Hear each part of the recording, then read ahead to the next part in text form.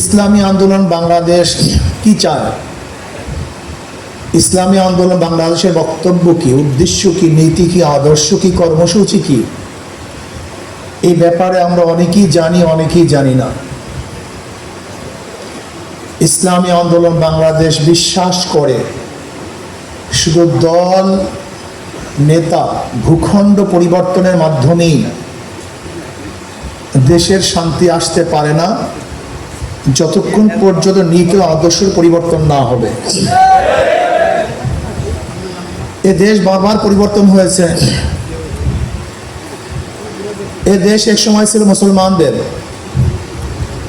দীর্ঘ 800-950 বছর পর্যন্ত মুসলমান শাসন করেছিল। কিছু মুনাফিকির কারণে ব্রিটিশ প্রায় 200 বছর শোষণ করেছে। আবার মুসলমানদের আন্দোলনের ভিত্তিতে ব্রিটিশ এদেশ থেকে ভাগতে বাধ্য হয়েছিল। ব্রিটিশ হটাও আন্দোলনের সূচনাও ছিল মুসলমানদেরই, এবং সবচেয়ে বেশি জীবন দিয়েছে ব্রিটিশ হটাও আন্দোলন মুসলমানরা। ইন্ডিয়া গেটের মধ্যে দিল্লি ইন্ডিয়া গেটের মধ্যে প্রায় 90,000-এর উপরে মানুষের লিস্ট দেওয়া আছে কারা কারা মারা গেছে ব্রিটিশ হটাও আন্দোলনে। সেখানে 61,000-এর উপরে মানুষ হলো মুসলমান। 61,000-এর উপরে।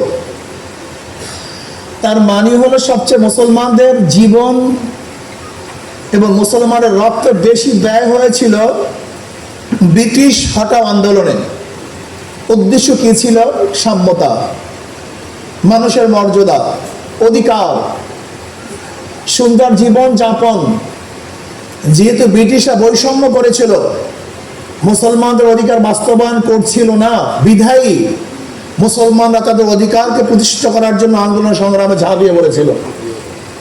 ব্রিটিশ চলে গেছে, ভেবেছিলাম এবার মানুষ শান্তি পাবে, মুক্তি পাবে।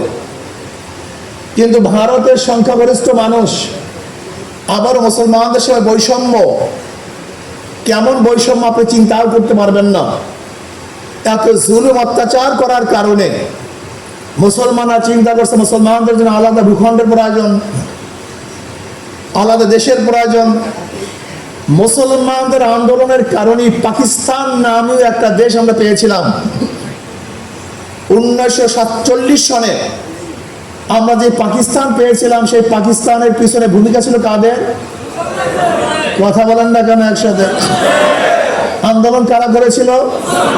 মুসলমান, অন্য কেউ না। দাবিও মুসলমানদের, আন্দোলন মুসলমানদের, ভূখণ্ড মুসলমানদের। ভেবেছিলাম যদি পাকিস্তানের নামে এক ভূখণ্ড মুসলমানদের জন্য করতে পারি, তাহলে আমরা মুক্তি পাবো, শান্তি পাবো, বৈষম্য দূর হবে। আমরা কি দেখলাম? পশ্চিম পাকিস্তানের মানুষ পূর্ব পাকিস্তানের সাথে বৈষম্য করছে। তারা সাম্যতা রক্ষা করতে পারে নাই।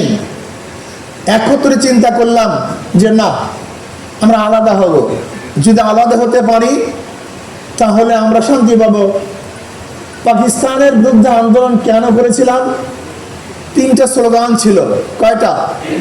সাম্য, মানবিক মর্যাদা, সামাজিক ন্যায় বিচার। সাম্য, বাংলাদেশের প্রত্যেকটা নাগরিকের অধিকার সমান থাকবে।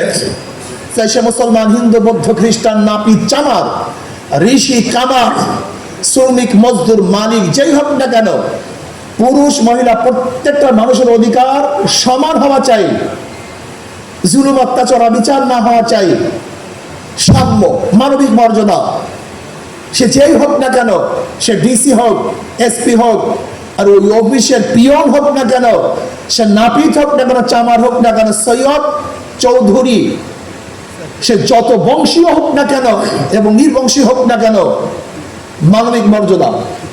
সে আল্লাহ পাকের আশরাফুল মাখলুকাত, তার মর্যাদা থাকা চাই, তার সম্মান থাকা চাই, ইজ্জত থাকা চাই। এই স্লোগানের ভিতরে আমরা স্বাধীন হয়েছিলাম। আমরা কি চাই? সামাজিক ন্যায় বিচার। যদি প্রশাসকের ছেলে অন্যায় করে, বাদশার ছেলে অন্যায় করে, মেয়ে অন্যায় করে, তার বিচার হবে। আর আমার শত্রু বাহিনীর কেউ যদি নিরাপদ থাকে, তার বিচার হবে না। মিথ্যা মামলা থাকবে না, মিথ্যা ফাঁসি হবে না, কোন খুনি রাস্তা হাঁটতে পারবে না, আবার কেউ খুন না করে সে জেলে ঢুকে থেকে মরবে, এরকম বিচার আর আমরা চাই না। সামাজিক ন্যায় বিচার, সুষ্ঠু ন্যায় বিচার আমরা চাই।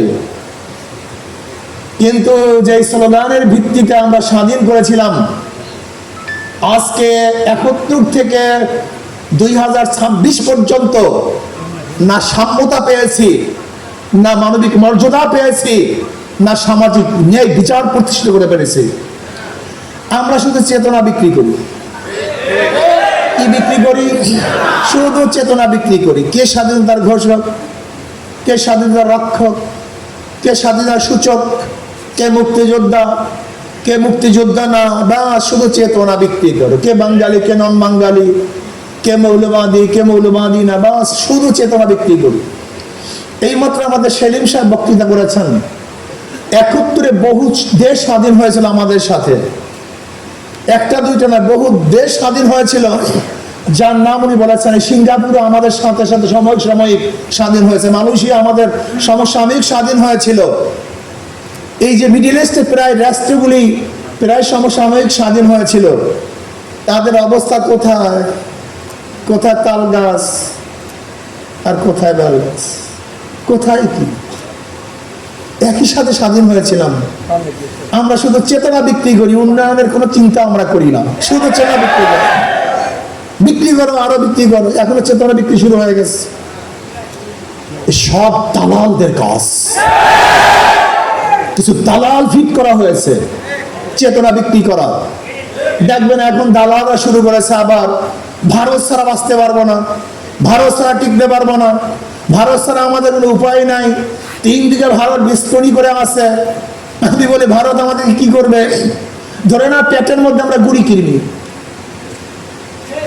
যদি পেটের মধ্যে কার গুড়ি কৃমি থাকে, স্বাস্থ্য ভালো থাকে না খারাপ হয়? ঘুমাতে পারে না, জাগ্রত অবস্থায় থাকে, খালি চুলকাইতেই থাকে। ভারত বিশাল, কিন্তু আমরা পেটের মধ্যে ধরে না ছোট্ট একটা বস্তু, যদি আমরা ঠিক মতো জাগ্রত ঘুমাতেই পারবে না, খেতেও পারবে না। আপনি জানেন বাংলাদেশ কি জিনিস? বাংলাদেশের ভৌগোলিক অবস্থান কোথায় আছে? আমরা কত ভালো অবস্থান করতেছি। আমরা কেন ভারতকে ভয় করব, বরং ভারত আমাদেরকে ভয় করবে। আমরা কেন ভারতকে তোয়াক্কা করবো, বরং ভারত আমাদেরকে তোয়াক্কা করবে। ভারত ছাড়া আমরা চলতে পারবো, কিন্তু আমাদের ছাড়া ভারত চলতে পারবে না। চিকেন নেক, যদি মুরগির গলা আমরা টিপে ধরি, এমনিতে বাঁচকায়া যাবে, আমরা চিন্তা করতে পারবেন না অবস্থাটা কোথায় গিয়ে দাঁড়াবে। কিন্তু দালালের গোষ্ঠী দেখবেন টকশোর মধ্যে শুধু ভয় সৃষ্টি করে, শুধু ভয়। সব ভারতের দালাল, ওদের সব চামচা। আজকে ফাইটার কেন আমরা? ভারতের মাথা ব্যথা কেন? আমরা চীনের থেকে কিনি না, আমেরিকার থেকে কিনি না, কোন দেশ থেকে আমরা ফাইটার কিনি, বিমান কিনি? তোমার মাথা ব্যথার কারণটা কি? আমরা কাদের সাথে আমরা প্রতিরক্ষা মন্ত্রণালয় চুক্তি করবো, তোমার মাথা ব্যথার কারণটা কি? আমরা বোমা কিনবো না, ড্রোন কিনবো না, বিমান কিনবো না, আণবিক যন্ত্র কিনবো, তোমার মাথা ব্যথার কারণটা কি?